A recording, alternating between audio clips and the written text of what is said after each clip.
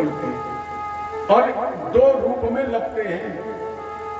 ऐसा संत जन कहते हैं कि इसमें एक गोपी है और एक कृष्ण है। शायद अगर आप न्यूज चैनल 18 को देखते होंगे तो उसमें कभी कभी एक धारावाहिक आता है, आधा सच आधा फसाना। उसमें मैंने एक बार देखा था कि किसी पत्रकार ने निधवन में 7 ताले लगवाए थे और उसने कलाइबा से उन वृक्षों को आपस में बांधा और पान पुष्प पानी सिंदूरी तो रखा ही जाता है। पुजारी लोग उसकी संरक्षता में सब कुछ बंद करने के बाद चले गए। पत्रकार वही दरवाजे पर लेटा रहा, लेकिन सुबह जब ताला खोला गया तो कलावा टूटा पड़ा था। तो उसने ये सिद्ध किया, इसके मतलब ये वृक्ष अपने आप खुल गए। पान किसी ने खाया था लड्डू का भी, तो वो वैज्ञानिक के पास गया। अभी करीब 2 साल पहले ये आया था। तो वैज्ञानिक ने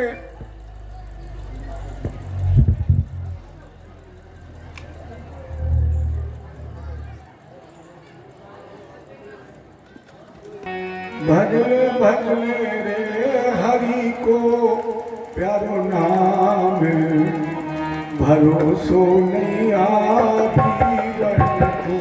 भजले भजले रे हरि को प्यारो नाम, भरोसो नहीं जीवन को। भजले भजले रे हरि को प्यारो नाम, भरोसो नहीं जीवन को। भजले भजले रे हरि को प्यारो नाम, भरोसो नहीं जीवन को। काम क्रोध मद लोभ में भूले तनिक खबर ना आई।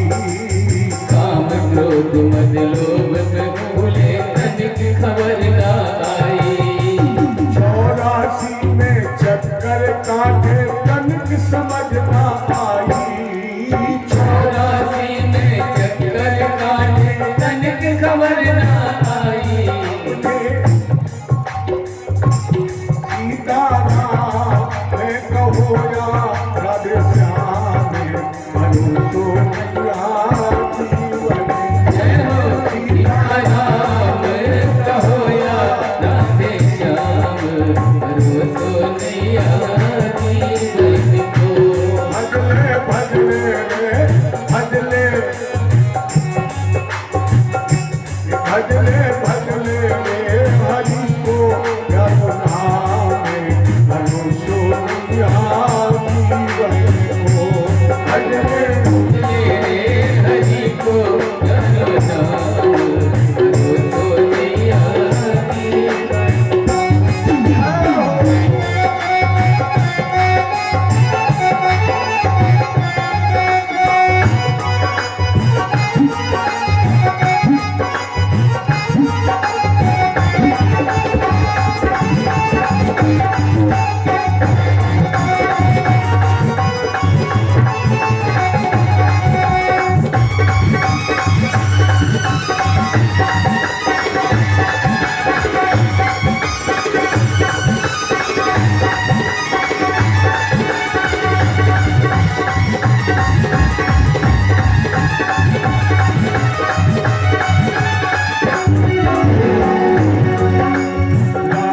जन्म है कहीं हो कृष्ण जन्म की बात। राम जन्म को दिन है कहियो कृष्ण जन्म की रात।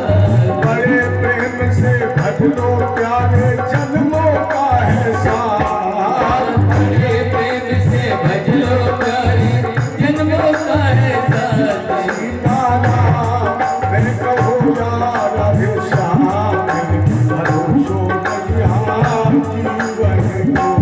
सीताराम कहो या राधे श्याम, भरोसो नहीं जीवन को।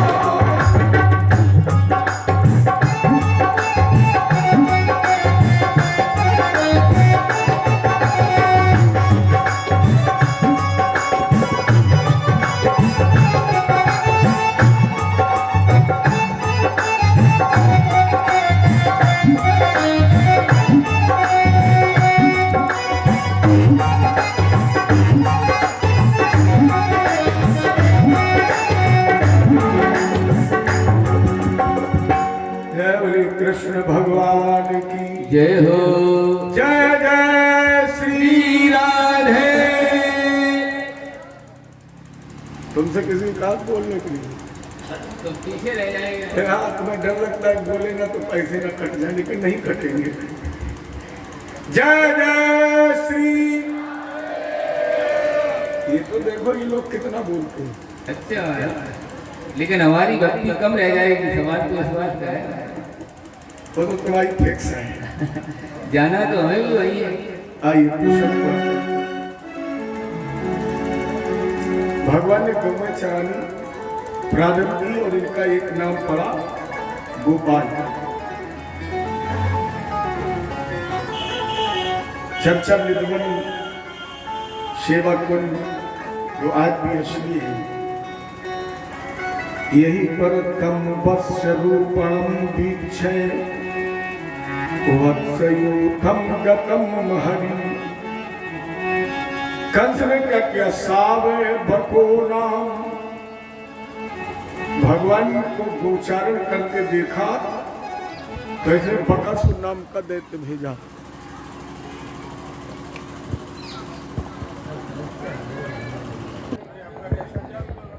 जय बोले कृष्ण भगवान की जय हो। तो कंस ने बकासुर नाम का दैत्य भेजा। बकासुर ने भगवान को उठा लिया, निकलना चाहता, और जैसे कन्हैया की गले में पहुंचे सीधे सीधे खड़े हो गए। अब अग्नि तो इनका मुख है, इतना गर्म कर दिया कि बकासुर ने सोचा कि ये पेट में चला गया तो ये नहीं जलेगा, ये हमें जला देगा। पलटना चाहता, नीचे वाले जबड़े पर खड़े ही थे, ऊपर वाला जबड़ा पकड़ लिया, भगवान ने बीच से छीन दिया। देखो यहाँ केवल एक ध्यान देने की बात है, कृष्ण के पास जो पहुंच गया वो लौटा नहीं।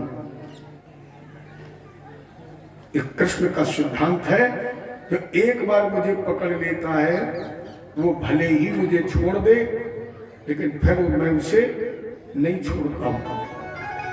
जो एक बार मेरे पास तक आ जाता है उसकी वापसी के सारे रास्ते बंद, क्लोज। चाहे तो ये मान लीजिए कि कृष्ण के नाम में जो कांटा लगा है, ये कांटा ही सबसे ज्यादा खतरनाक, बिल्कुल ऐसा कांटा है जैसे आपने देखा हो कभी मछली पकड़ने वाली बंसी डालते, उसमें बिल्कुल ऐसे ही कांटा होता है। अब उस कांटे में मछली फंस जाए फिर खुद निकल पाएगी?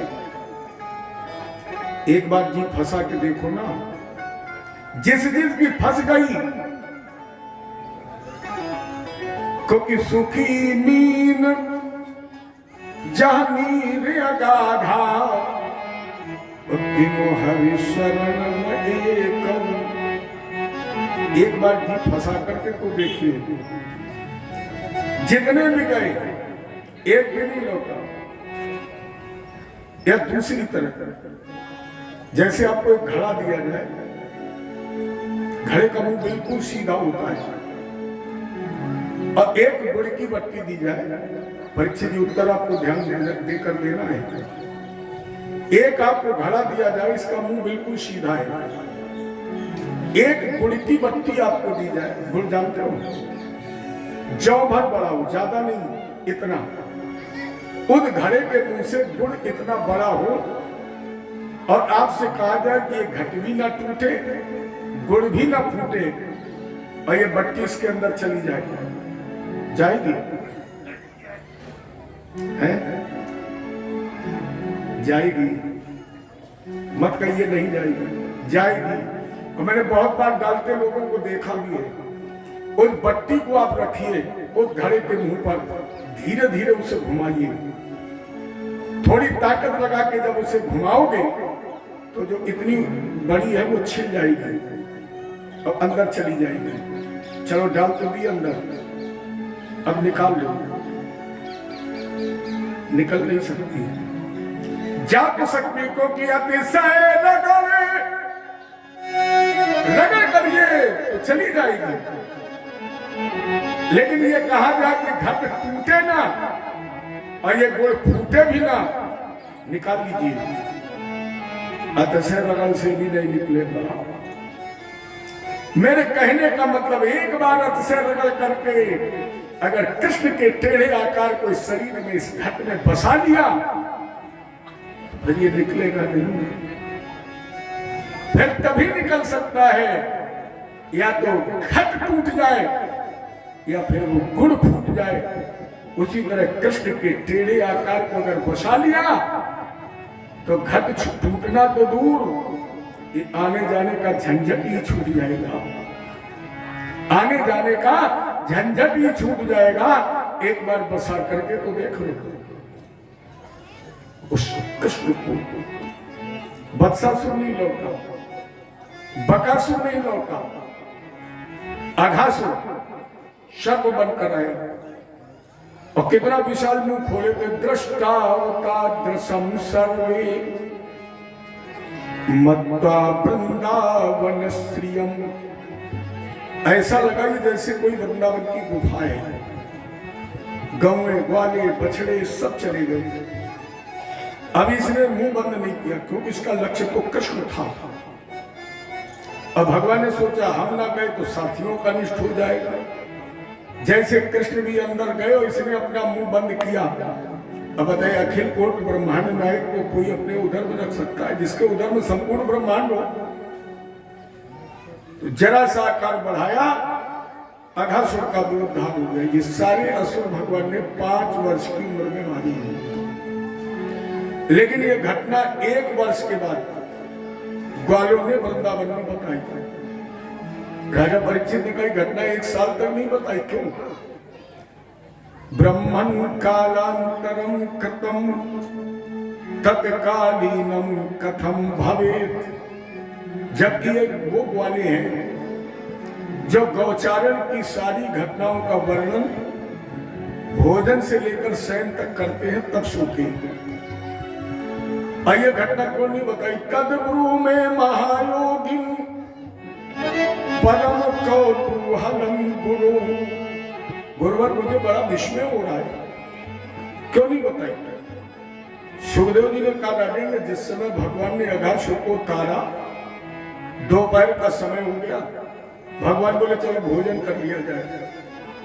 कदम वृक्ष के नीचे बैठे सबने अपना भोजन निकाला, करने लगे। कन्हैया पता नहीं क्या मन में आया तो अपना भोजन पीछे कर दिया। जूठा भोजन ग्वालों का छीन कर खाने लगे। ब्रह्मा जी दृश्य देख रहे थे। ब्रह्मा ने कहिए कैसा ब्रह्म जो दूसरों का जूठा। कन्हैया बोले अभी नहीं और आगे देखो। खड़े हुए, एक ग्वाले ने कौर मुंह में रखा। अब वो मुंह बंद नहीं कर पाया। भगवान ने उसके मुंह में उंगली डाली और उसका निवाला निकाल करके अपने मुंह में रख लिया। ब्रह्मा जी ने कहा ये ब्रह्म नहीं हो सकता है। गौओं का, ग्वालों का, यहाँ तक कि बछड़ों का भी हरण कर लिया। ब्रह्म लोग ले गए। हमारे ठाकुर जी ने एक से अनेक रूप बना लिए, एक से अनेक बन गए। उतनी गौएं, उतने बछड़े, उतने ग्वाले। सबसे बड़ी बात थी कि कोई गाय अपना खूंटा नहीं भूली, कोई ग्वाला अपना घर नहीं भूला। ये 364 दिन तक चरने वाले और चराने वाले दोनों एक हैं। 365वें दिन ब्रह्मा ने सोचा देखे वो ब्रह्म का ढोंग नचाने वाला कृष्ण था। अब ब्रह्म में अकेला क्या कर रहा? जैसे झांके ब्रह्मलोक से तो सारा मुंह दूर हो गया। उतर कर आए और भगवान को प्रसन्न करने के 40 श्लोक गाए। अब यहाँ एक बात पूजा के बाद में होगी लेकिन ध्यान देने की है।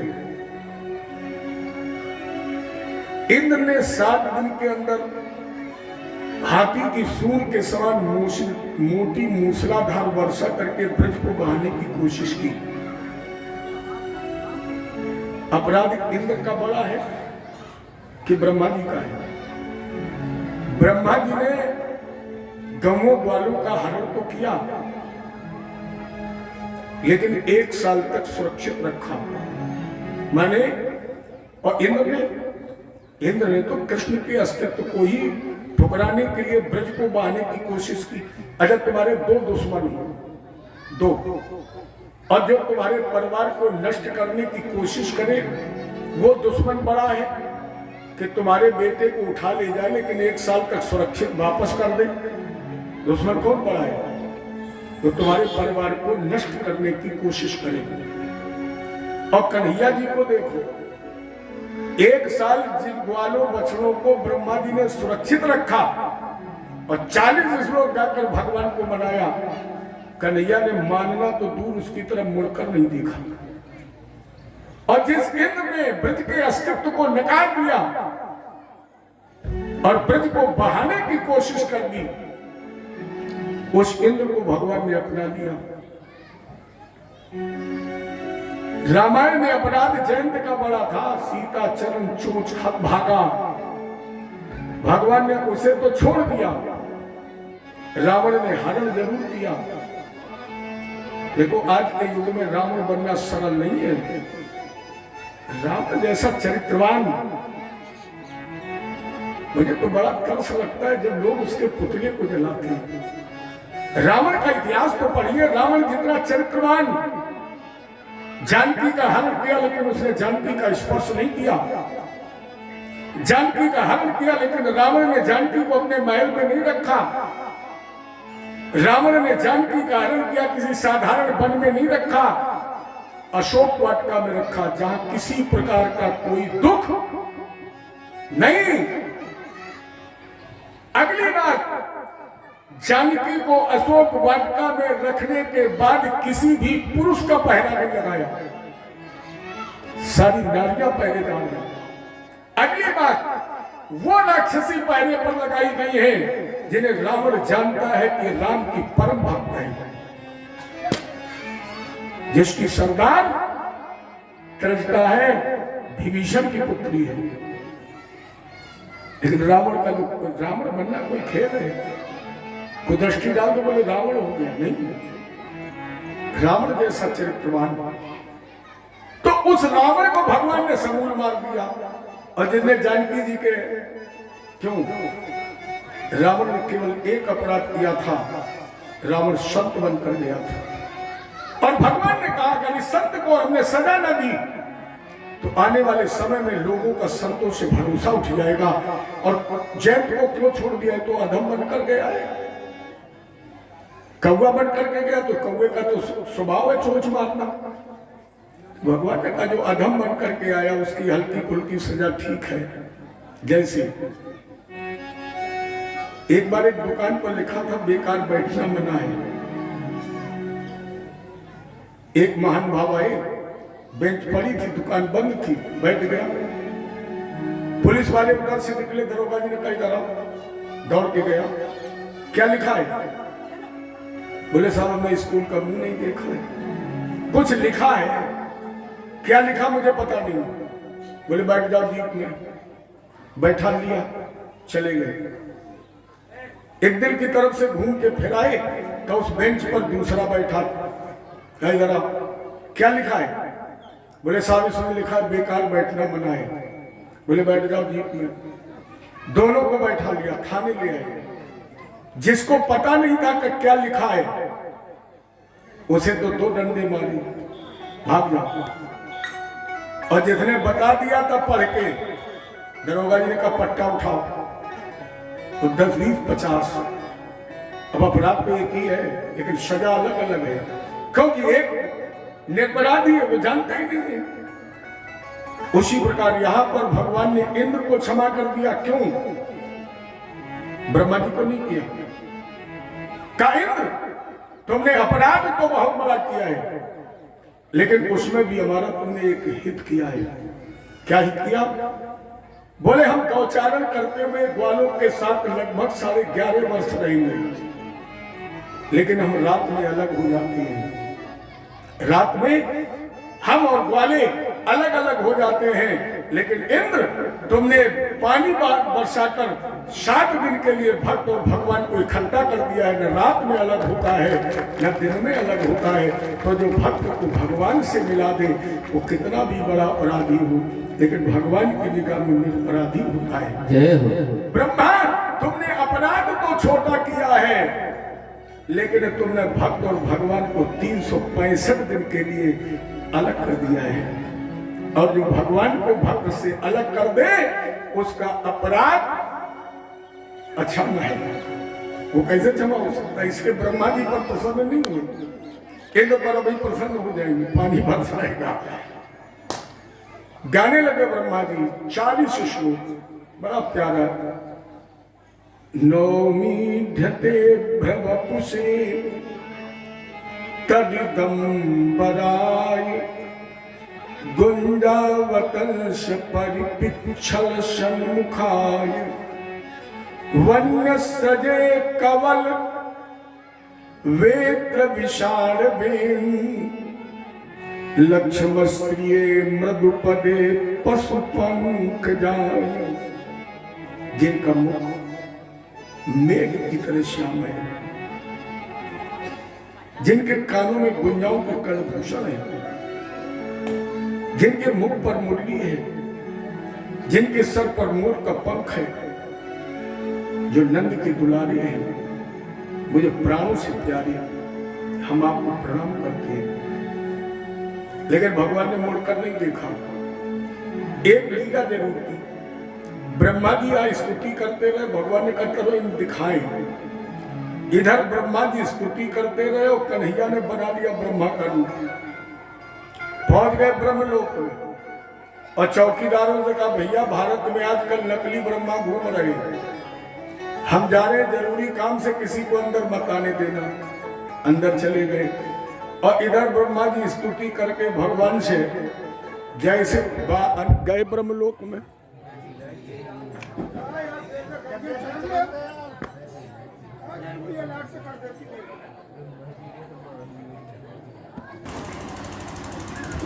जय कृष्ण भगवान की जय हो।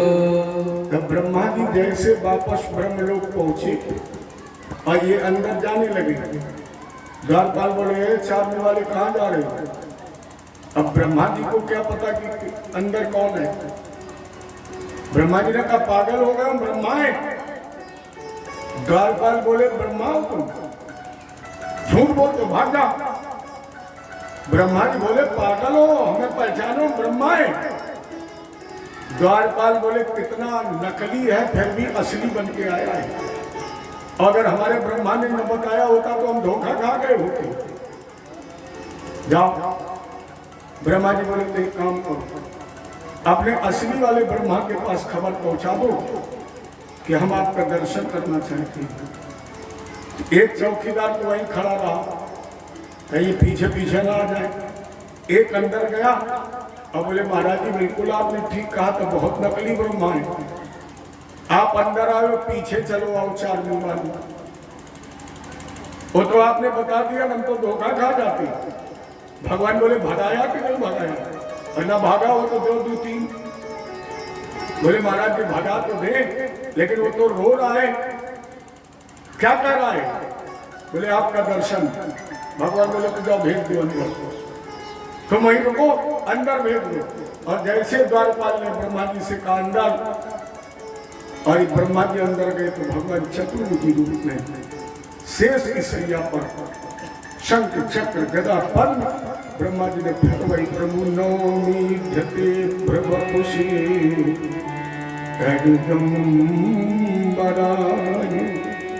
अर्थात भगवान की स्तुति की और हमारी कलिकालीन का भ्रम दूर कर दिया। तो एक साल बाद इन वालों को तो ये पता ही नहीं था कि हम कहाँ रहे हैं। एक साल के बाद जब ब्रह्मलोक से लौट करके आए और अपने अपने घर पहुंचे, तब इन्होंने जा करके बताया कि आज कन्हैया ने मेरी अघासुर से रक्षा कर ली। इस तरह भगवान ने अघासुर से बचाया। राम राम महाबाहु कृष्ण दुष्ट निबर्हणो। भगवान राम और बलराम दोनों मिल, कृष्ण बलराम मिलकर दुष्टों का संहार करते हुए आज कालवन में पहुंच गए। इस कालवन में धेनुकासुर नाम का दैत्य गधे के रूप में रहता था। भय की वजह से इधर से कोई निकलता नहीं था। जैसे ग्वालों ने सुंदर पके फल देखे, कन्हैया बोले ग्वालों को खिलाओ, भूखे। तो बला प्रविश्य बाहुभ्याम, बलराम भैया तो बला विख्यात बलम देवी बलियों में महान बलि है। कन्हैया बोले आज बल का प्रयोग करो। तो बलराम जी ने एक ताड़ के वृक्ष को पकड़ लिया बला प्रवेश बाहुभ्याम कालान संपर्कम पयन और फलान पतयामास मतंगस इवो जशा। बलराम ने ताल के वृक्ष को बड़े जोर से हिलाया, जैसे एक मतवाला हाथी केले के वृक्ष को बगैर परिश्रम के सूर से हिला देता, उसी तरह हिलाया। तो फलानाम पततम शब्दम, फल टूटे छोड़िए पतझड़ हो गए। और जैसे फल गिरे तो धेनुका से दौड़ करके आया। अब गधे के रूप में था, गधे का सबसे बढ़िया अस्त्र क्या है? पीछे वाले पैर। तो एकदम घूमा और बलराम जी के एक दो लगती, जितने ग्वाले थे सब ताली बजा के हंसने लगे। कन्हैया बोले यही बल है। बलराम जी ने कचरा इशारा तो करो। फिर धेनुका से घूमा, बलराम जी ने बीच में दोनों पैर पकड़े, एक बार घुमाया और उसी ताल के वृक्ष पर ऐसे पटक दिया जैसे धोबी वस्त्र पटकता था। ताल वृक्ष को शुद्ध किया, लौट करके वापस आए और इन्होंने यमुना महारानी का दर्शन किया। और जब यमुना जी के किनारे भगवान पहुंचे हैं तो 3 कृष्ण हैं। श्लोक कह रहा विलोक दूषताम कृष्ण कृष्ण कृष्ण ही ना विभो। भगवान कृष्ण ने देखा कृष्ण के कारण कृष्ण का जल अशुद्ध है। काले नाग का भी पर्याय कृष्ण है और नंद के पुत्र का नाम भी कृष्ण है और यमुना जी का नाम भी, इन्हें हम आप कृष्णा कहते हैं।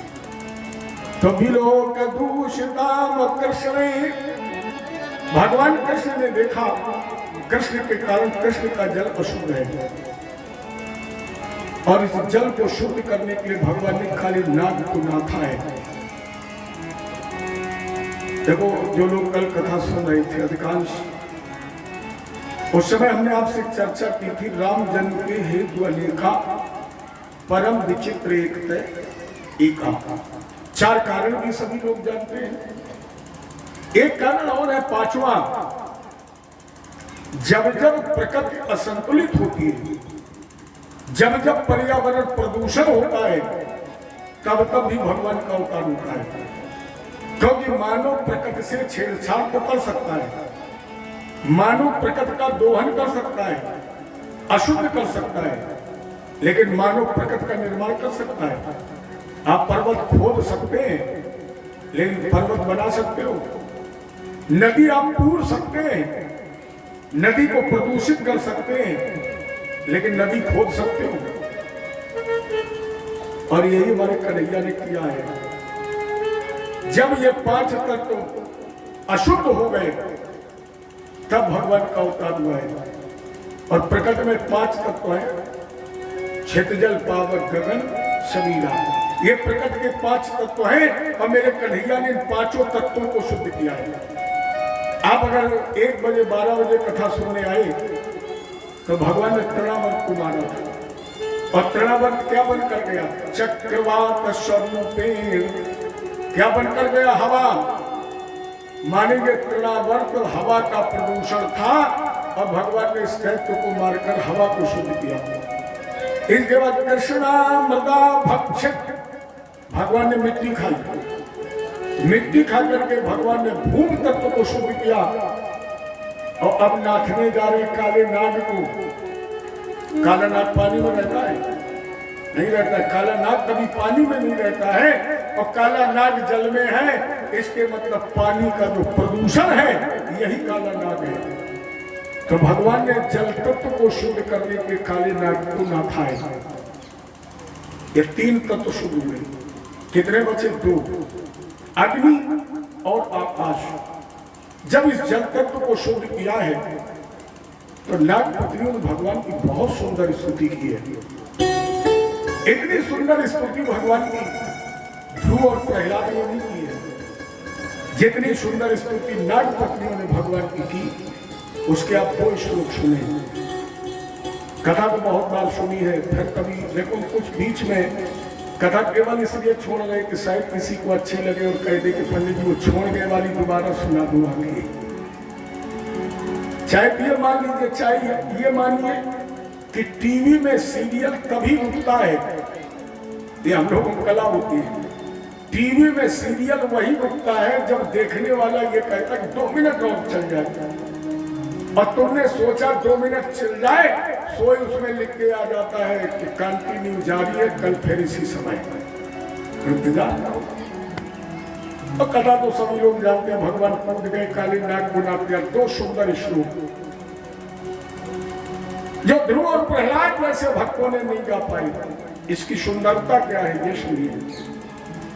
ज्ञातपतियों का ननाक प्रस्फुटम न च सार्वभौमम् न पारमेष्ठम न रसाधिपत्यम न योग सिद्धिर पुनर्भवम् वाचन्ति यत्पाद रजा प्रपन्ना तथेश नाथाय दुरापमन्न। दूसरा श्लोक महाराज जी, पहला श्लोक का भाव नागपद्यकरी ननाक पृष्ठम न च सार्वभौमम् न पारमेष्ठम न रसाधिपत्यम। जिनको आपकी चरण रज प्राप्त हो गई है, जिन्हें आपकी चरण धूलि मिल गई है, जिन्हें आपका दिव्यतम दर्शन प्राप्त हो गया, ननाक पृष्ठम न च सार्वभौमम्, वो सार्वभौम राजा नहीं बनना चाहते। जिन्हें आपके दिव्य दर्शन मिल जाए वो योग नहीं चाहते, न योग सिद्धिर पुनर्भवम्, वो न योग चाहते हैं, न सिद्धि चाहते हैं, न स्वर्ग पृथ्वी पाताल के राज की कामना करते हैं। इतना छोड़िए महाराज जी, वो ब्रह्म पद भी नहीं चाहते।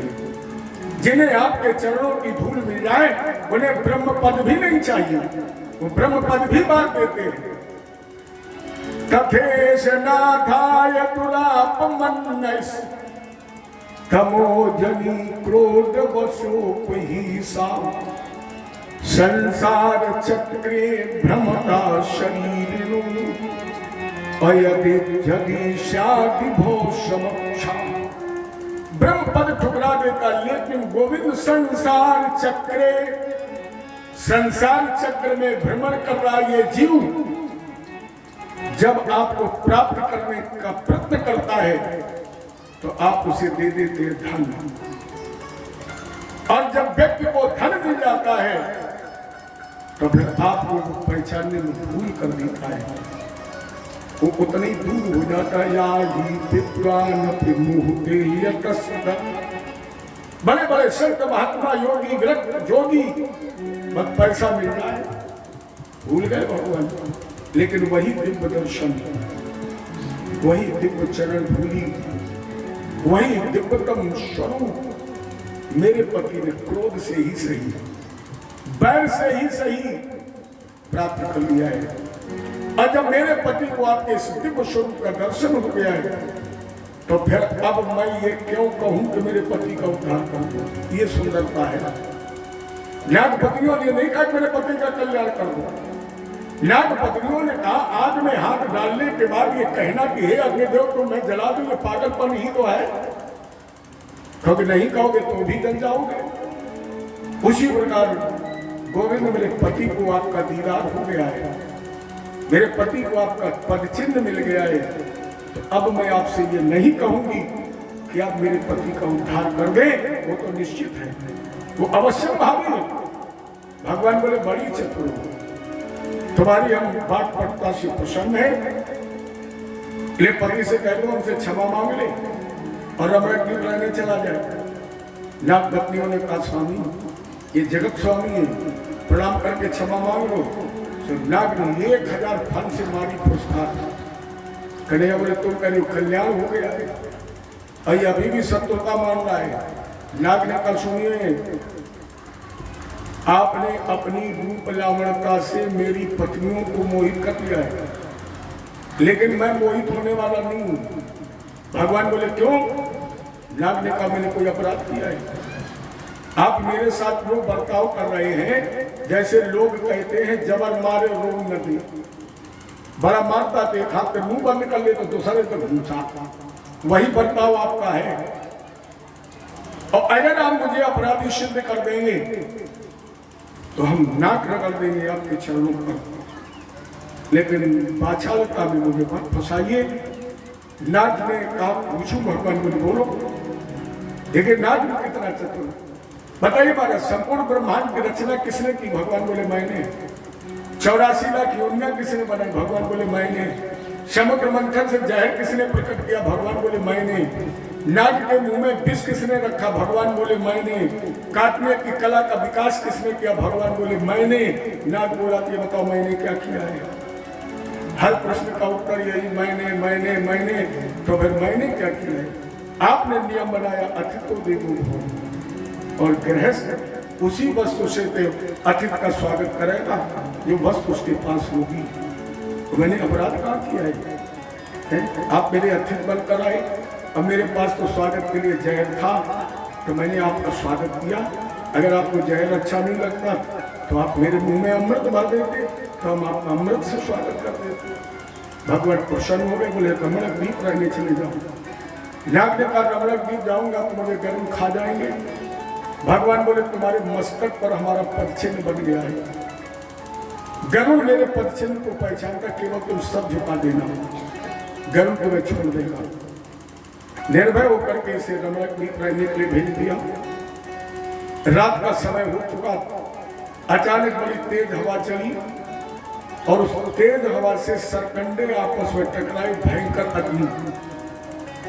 सारे ग्वाले बोले कन्हैया रक्षा करो। अब कन्हैया ने सोचा अग्नि तो हमारा मुंह है, लेकिन अगर इन लोगों के देखते देखते हमने अग्नि पी ली तो लोग क्या कहेंगे? कन्हैया बोले एक काम करो, हम बचा सकते हैं, लेकिन एक शर्त है, तुम लोग अपनी अपनी आंखें बंद करो। मंतुकान के पागल समझ रहे हो? आंखें बंद कर ले, तुम 9 दिन 11 हुई जाओ। कन्हैया बोले आज तक कभी आपत्ति में छोड़ा है? विश्वास नहीं है? सब लोग बंद करो। तो मनसुखान का बंद करो आंखें। अब सबने तो बंद की, लेकिन मनसुखा बहुत बुद्धिमान है, आंखें तो बंद करे लेकिन दोनों अंगुली के बीच में सांस। और वही दादी खोल के देख रहे हो, कन्हैया भगे हम भाग ले। अब भगवान ने क्या किया? अगर मनसुखा ने देख लिया तो ये तो गली गली में डूबी पी देगा, हमने देखा कन्हैया आग पी गए। भगवान बोले मनसुखा सबने आंखें बंद कर ली? मनसुखा ने कहा हाँ। भगवान बोले कोई देख तो नहीं रहा है? मनसुखा बोला क्यों? कन्हैया बोले जो देख रहा होगा उसकी आंखें फूट जाएंगी। मनसुखा के रुको रुको हमें बंद कर दी। बड़ी तेज आंखें बंद की और अग्नि रखी भगवान ने अपनी हथेली पर, और ऐसे नतमस्तक होकर अग्नि का पान किया जैसे एक भक्त गंगा जल का पान करता है। अर्थात अग्नि को पीकर के भगवान ने अग्नि तत्व को भी शुद्ध कर दिया। 4 तत्व शुद्ध हो गए। भगवान लौट करके 5वां भगवान कल ब्रह्मासुर को मारेंगे। ब्रह्म माने होता है आकाश। इन 5 तत्वों को शुद्ध करने के बाद ही भगवान कंस को मारेंगे। तो 4 तत्व शुद्ध हो गए। भगवान वापस लौट करके आ गए। इधर गोपियां प्रतिदिन भगवान का स्मरण किया करती थी। वरहा वीरम नटवर बपु कर्णयो कर्णकारम। हमारे संत भगवान ने तो ये सिद्ध किया है कि ये एक ऐसा श्लोक है जो भगवान की मुरली से निकला है। माने 17,999 श्लोक वेद व्यास जी ने लिखे हैं, लेकिन ये श्लोक भगवान की मुरली से निकला है। तो जब तक भगवान लौटते नहीं थे पूरे दिन, और इतनी तल्लीनता कि गोपियों के मन में भाव आ गया कि कृष्ण मेरे पति बन जाए। ये भाव आ गया। अब पति बने कैसे? इसलिए हेमंते प्रथमे मस नंद ब्रज कुमारी का एक स्त्री निकाली व्रत करके भगवान को बंधन में बांध ले, हमारी पति बन जाए। तो हेमंत ऋतु का प्रथम महीना अगहन, और इस अगहन में गोपियां यमुना जी में नग्न नहाती हैं, कपड़े, बहुत ध्यान से सुनना, नग्न नहाती हैं, कपड़े उतार करके यमुना जी के किनारे रख देती हैं, मैया कात्यायनी का पूजन करती हैं। मैया कात्यायनी पार्वती जी का ही रूप है। और एक मंत्र बोलती है, कात्यायनी महामाई महायोगिनधीश्वरी नंद गोप सुतम देवी पत्नी कुरुते नमः। हे मैया पार्वती, प्रसन्न हो जाइए, मुझे वर दीजिए कि नंद पुत्र कृष्ण मुझे पति रूप में प्राप्त हो। नहाती कैसे है? नग्न। भगवान ने क्या किया? कपड़े चुरा लिए। क्या ये सही है? क्या गोपियां यमुना जी में नग्न नहा सकती हैं? एक तो हमारी वैदिक परंपरा है कि स्त्री को कभी भी कमर तक जल में प्रवेश नहीं करना चाहिए, और जो स्त्री कमर तक जल में प्रवेश कर जाती है, इससे वरुण देवता का अपमान हो जाता है और उस स्त्री का पतिव्रत धर्म नष्ट हो जाता है। तो क्या गोपियां इस वैदिक मर्यादा का उल्लंघन करके नग्न नहा सकती हैं? क्योंकि साधारण तो है नहीं, ये तो करोड़ों जन्मों के ऋषि हैं, साधना की है जिन्होंने, और साधना के बल पर जिन्होंने कृष्ण का सानिध्य प्राप्त किया है, वो ऋषि वैदिक मर्यादा का उल्लंघन कर सकते हैं। और एक बात, ये गोपियां वेद की ऋचाएं हैं, ये सब वेद की ऋचाएं हैं। क्या वेद की ऋचाएं वेद विरुद्ध हो सकती है? फिर वेद की मर्यादा क्या रहेगी? तीसरी बात, सोई जाने जहि देव जनाई, अजानत तुमई हुई जाई। सोई जाने, वही जानता उसे जिसे वो जन्मा देखा है। तो गोपियां जानती नहीं है, गोपियां तो जानने वाले के सानिध्य में है, केवल जानती नहीं है, जानने वाले के सानिध्य में है। और जो जानने वाले के, जनाने वाले के सानिध्य में है, वो उसके समान ही हो गई है। तो जो ब्रह्म ज्ञानी है, जो ब्रह्म सदृश है, क्या वो गोपियां वेद विरुद्ध कार्य करके नग्न नहा सकती हैं? और अगर नहीं नहा सकती हैं, तो फिर भगवान ने छुड़ाया क्या है? केवल कपड़ा नहीं है।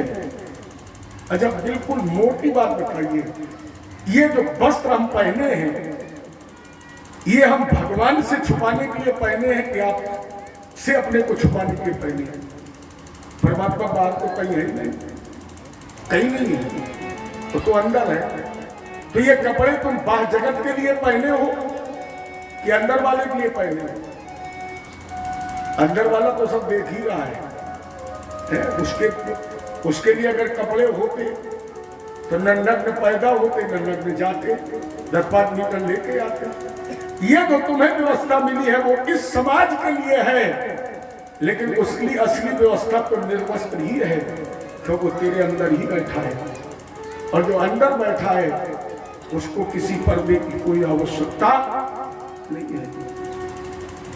चीर का मतलब केवल कपड़ा नहीं है, चीर माने वस्त्र, चीर माने अहंकार, चीर माने अज्ञानता, चीर माने अभिमान, चीर माने आवरण।